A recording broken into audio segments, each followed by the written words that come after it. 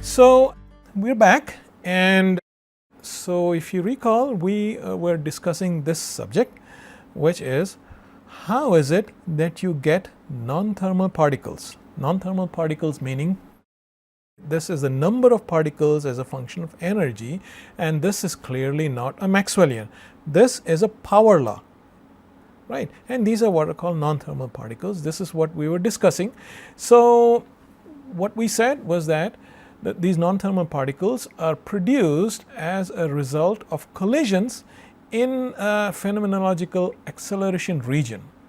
Okay, and the requirement is that in each collision there is an energy gain, and this beta is larger than 1. Maybe I should write it here. Beta is larger than 1. So this would be the energy gain after k collisions. However, it's not as if the particle, the given particle which is getting accelerated, can just get accelerated indefinitely. It's not like that. What's in fact happening is that after each collision there is a certain probability p, which is less than 1, that the particle can actually escape the acceleration region. Okay, so the particle can escape the acceleration region with a probability p less than 1, and so after k collisions what happens is the energy of the particle is beta raised to k, and after k collisions the number of particles remaining in the acceleration region is given by this, and taken together it results in this kind of a power law distribution of particles, which is clearly non-thermal and which is what we are talking about, right? Now, one important thing to remember is that you require that E is equal to beta E naught, beta greater than 1 in each collision. In other words, you require an energy gain in each collision.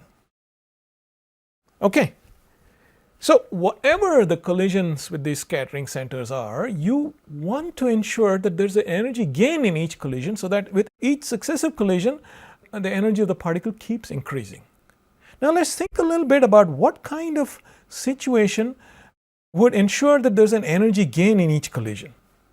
Okay, so now let us think of a particle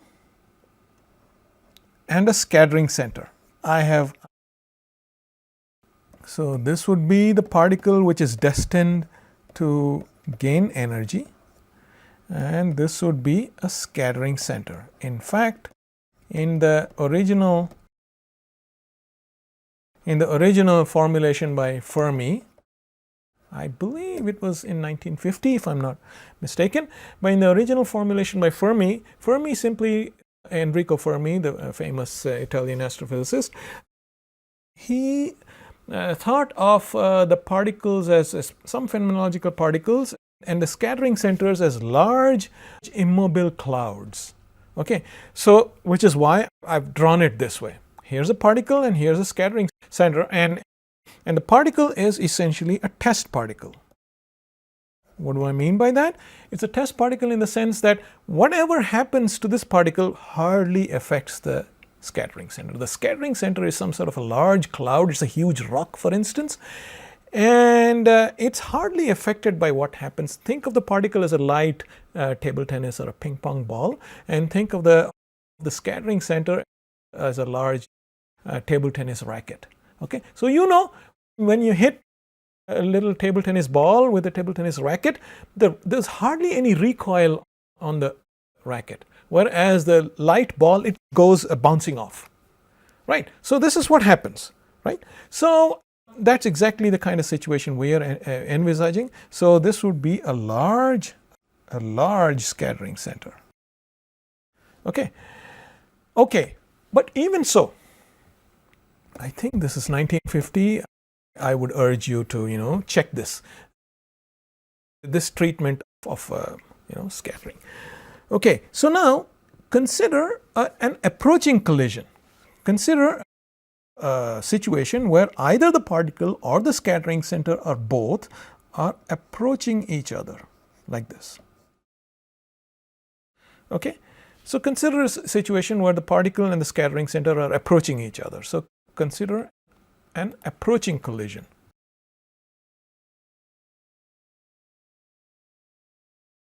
Right. And in such a situation, in such an approaching collision kind of situation, where this guy is moving this way and the scattering center is also moving this way. Okay. Or you can transform frames such that maybe one is stationary and the other one. Either way, you understand what an approaching collision is. An approaching collision would be one where there is the particle definitely gains energy. Okay. And I would also say an approaching inelastic collision. Inelastic, right? The collision is inelastic, that's why there is an energy gain. So, in an approaching collision, the particle definitely gains energy. This fellow, this particle definitely gains energy. Whereas, in an overtaking collision,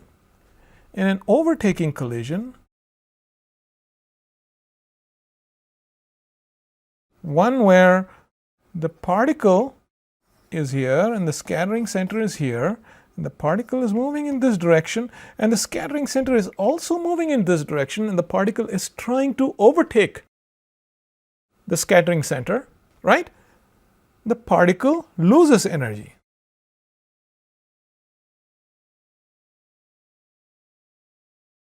Right? So, in this case, the E equals, if you write down the energy of the particle as this, E equals beta raised to k, or in a single collision, E is equal to beta times E naught. The beta would be larger than 1 in an approaching collision, right? And in an overtaking collision, the beta would be less than 1. Okay, so this is clear, and clearly in our treatment here, we have assumed we want beta to be larger than 1. In other words, we want approaching collisions. Okay, so we essentially, since we need in E equals beta times E naught for each collision. Okay, for beta larger than 1, we need approaching collisions.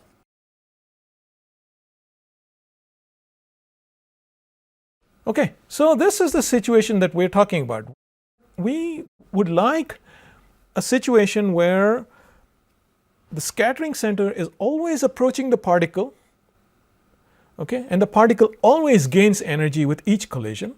And of course, it's not as if the particle will keep encountering more and more scattering centers as time goes by. Otherwise, the particle would just simply, amass infinite amounts of energy, and that would, that would create problems. So we say that, yeah, the particle gains energy with each successive collision, approaching collisions to be precise, and as time goes on, the particle has a finite probability of leaving this scattering center, leaving this region filled with scattering centers, and therefore the number of accelerated particles goes down. Okay, so this is the kind of situation we're talking about. Now, what does this have to do with shocks, you might ask? Because that's the whole point. We are, after all, talking about shocks as agents of particle acceleration. So what does this have to do with shocks? So let us now consider a shock like this. Yeah, so this would be the shock. And now we're not talking about particles anymore, we are talking about the fluid, the low energy, the background fluid, which forms a shock. Okay, so this is the shock, and this is the frame of the lab frame. This is as observed in the lab frame. As observed lab frame, the shock is moving ahead with a velocity u. okay, and there's a downstream region characterized by some some density rho 1, some temperature T1 and some pressure P1, and there's an upstream region. So this would be the downstream region and this would be the upstream region, and this is characterized by some density rho 2, T2 and P2, right? And we know that the whole point of a shock is that there's a very definite relationship, there's a very definite jump right here at the shock. For the time being, we just idealize the shock as an infinitely thin discontinuity, okay, and there's a very definite relationship between rho 1 and rho 2, T1 and T2, P1 and P2. We know this. And so let's consider a shock, which is moving like so. And you've got scattering centers embedded in both these. So you've got scattering centers here and you've got scattering centers here as well. The scattering centers are not part of the fluid, are not part of the background either, of the background fluid. Neither the scattering centers nor the energetic particles are part of the background fluid, okay, but the scattering centers are carried along by the fluid. Okay, the scattering centers are frozen into the fluid. If the fluid is moving, the scattering centers also move with the fluid. Okay, so you've got scattering centers both in the downstream region as well as the upstream region, and they are simply moving along with the fluid. The scattering centers are not part of the background fluid. Maybe think of the background fluid as something blue, the scattering centers as something black, and maybe the particles which are destined to get accelerated as red. Okay, and the scattering centers are also few and far between, and so are the accelerated particles which are destined to get accelerated. They are also few and far between. Whereas a background fluid, there are so many background low energy particles that you just observe them as a blue continuum. Okay, so here you have a shock moving like so, and this is how this picture looks like in the lab frame. Now let us consider how it would look like in the shock frame. In other words, you climb onto the shock in the frame of the shock.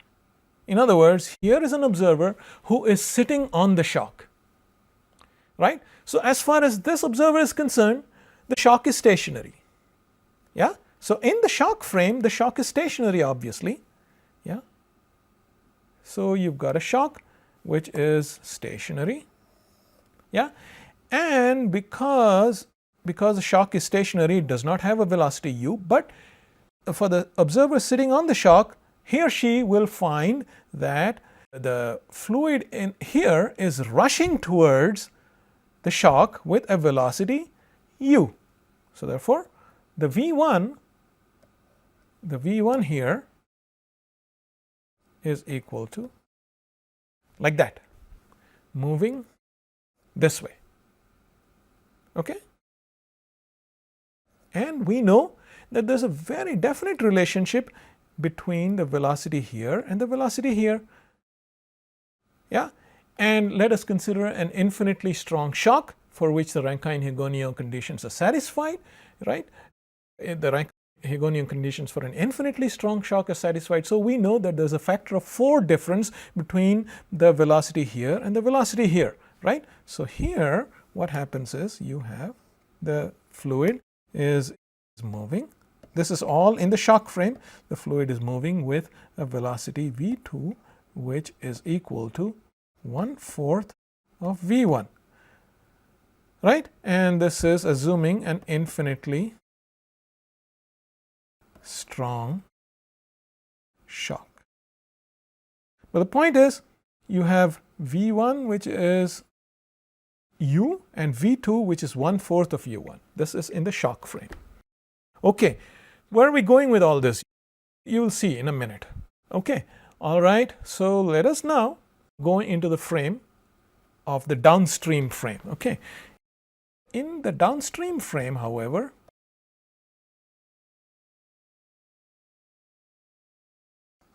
In other words, let us go back here in this frame. So we now want to climb into the frame where the fluid on the downstream side is at rest. Okay, so how do I do that? I go from the shock frame, I subtract a velocity v1, okay, and that brings me into the frame where this stuff is at rest, right? So I subtract the velocity v1, and so you've got the shock here, and here the velocity is 0 because I'm at rest, but here you see I've got fluid rushing, okay, towards me with 3/4 u. Why is that? You can see that from here. So you see you've got v1 coming to the left, right? And so what I want to make this 0, right? So I add a velocity u, rightward velocity u here, that makes it 0, and if I add a rightward velocity here equal to u, okay, so I have u minus 1/4 of v1, which is u, and that gives me a 3/4 u coming towards the right. Now what do I have here? I've got lots of scattering centers. I've got scattering centers which I'm going to denote by these squiggly lines. Okay, so consider accelerated particles which are advected along with the, so these would be particles which are destined to get accelerated. Okay, they are being swept from the left to the right, and the reason, and here is the reason for calling this diffusive shock acceleration. What happens is in the vicinity of the shock there are enough scattering centers so that these particles can diffuse over from this side to this side. Once they diffuse over to this side, okay, so or for that matter they can diffuse over from this side to this side. Okay, so once they diffuse over to this side, okay, the particles are sitting here, okay, and they have equilibrated with the fluid here, okay, so they are at rest, but you see there are scattering centers embedded with the fluid on both sides. Okay, so they are at rest essentially, and what they observe is that there are scattering centers from the left approaching them with a velocity 3/4 u. So they are approaching the particles that are destined to be accelerated. So you've got approaching collisions. You've got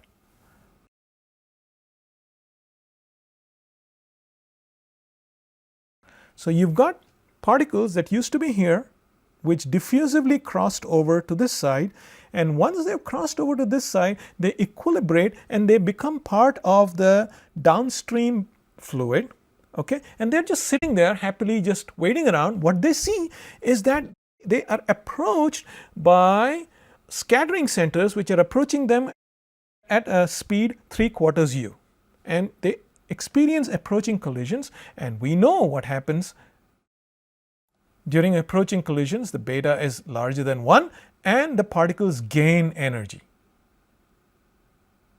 Okay, so this is very important. So they gain energy when they are embedded in the downstream fluid. So they gain energy as a result of these approaching collisions. Okay, fine. So they gained energy. They got one hit from these paddles which are approaching them. So fine. Okay. Now what happens is, let us now draw this shock again, except now we want to draw this in the upstream frame. Okay, this was in the downstream frame. Okay, now I want to remain in the upstream frame. In other words, I want to make this velocity 0. I want to make this velocity 0 so that I can be at rest in this frame. That's what upstream frame means, right? How do I do that? Well, I add a leftward directed velocity equal to 3/4 u. If I do that, this becomes 0, but of course this out here I have to do the same on both sides, right? So out here I get a 3/4 u moving to the left, right? And that's what happens here. So here I've got rest frame. That's what I mean by these squiggly lines. The fluid is not moving, but on the other hand, here I've got fluid moving at 3/4 u. Okay? Maybe I should have a mod sign here too. So here I've got fluid. As far as the upstream frame goes, if I was in the upstream frame, I would see the fluid rushing towards me with a velocity 3/4 u.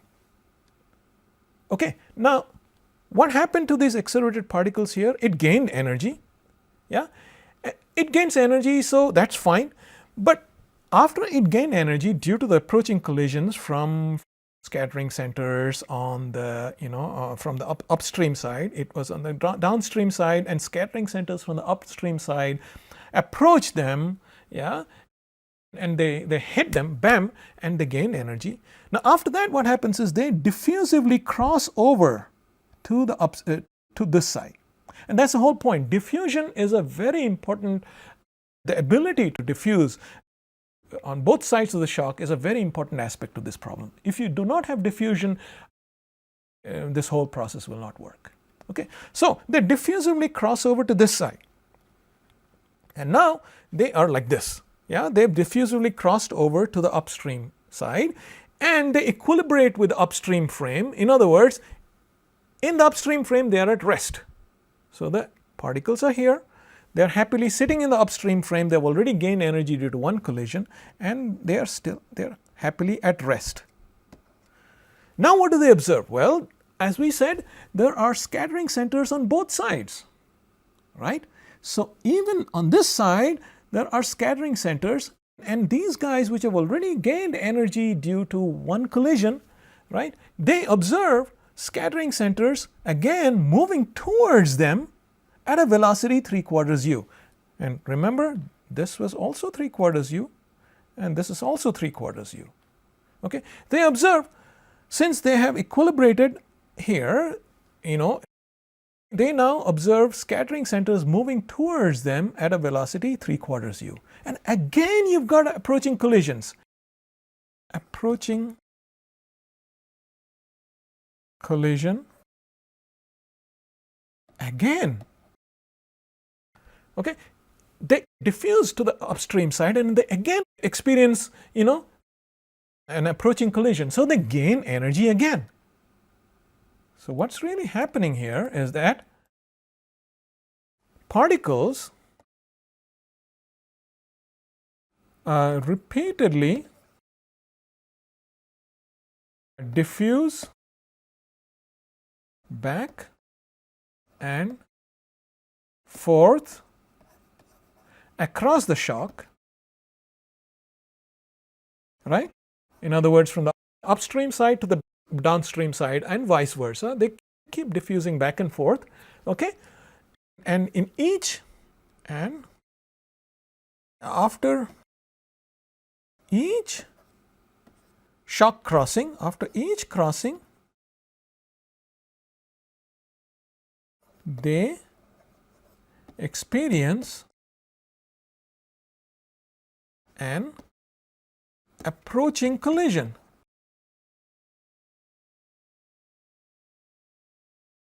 That's the whole point, right? They experience an approaching collision after each shock crossing, i.e., repeated energy gains, right? So they repeatedly experience energy gains. So they diffuse back and forth across the shock, and after each crossing, they experience an approaching collision. From who? From the scattering centers that are embedded along with the flow. Okay, so therefore, you experience this kind of a situation with a beta greater than 1, because on each side of the shock, you have an approaching collision. So a beta is greater than 1. And since they are repeatedly doing this, after k collisions, so after k collisions, i.e., after k diffusive shock crossings, the energy of a given particle is beta raised to k e raised to 0, as we wanted. So, here is a physical situation where this condition is satisfied. And of course, since the whole thing is diffusive, it is not as if particles can, sometimes they diffuse back and forth, but they really do not have to remain in the vicinity of the shock always. They can diffuse a little farther away. Once they diffuse a little farther away, they will find it difficult to come all the way close to the shock. And therefore, there is also escape, I should say. The diffusive nature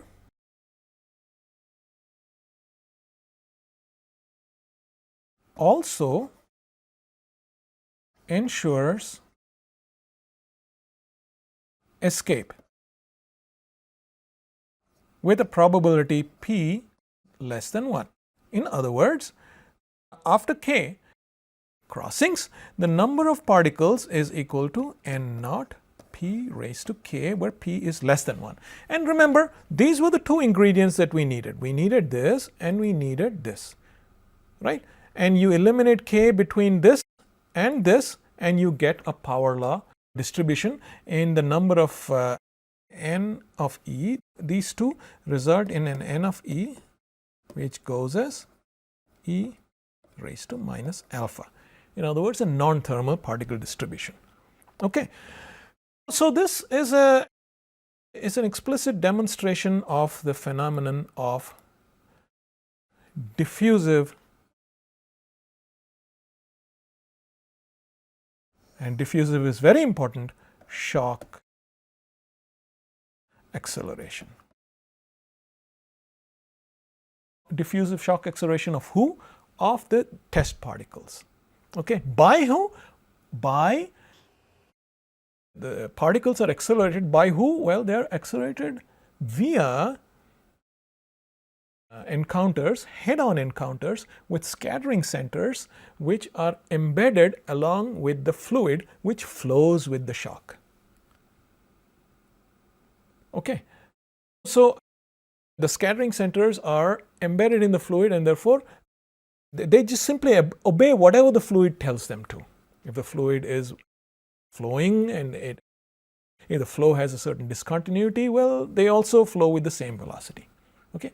So, it is important to clearly understand these frame transformations. This would be the lab frame, and this would be the shock frame, and this would be the downstream frame, and this would be the upstream frame. Really, in order to understand the fact that there are approaching collisions, all you need really is a downstream frame and the upstream frame. But in order to get to the downstream frame, the upstream frame, you need to go via the shock frame. So, I urge you to turn this over in your head a little bit to understand how exactly the shock acceleration happens. And this treatment is taken from Longare's book, High Energy Astrophysics.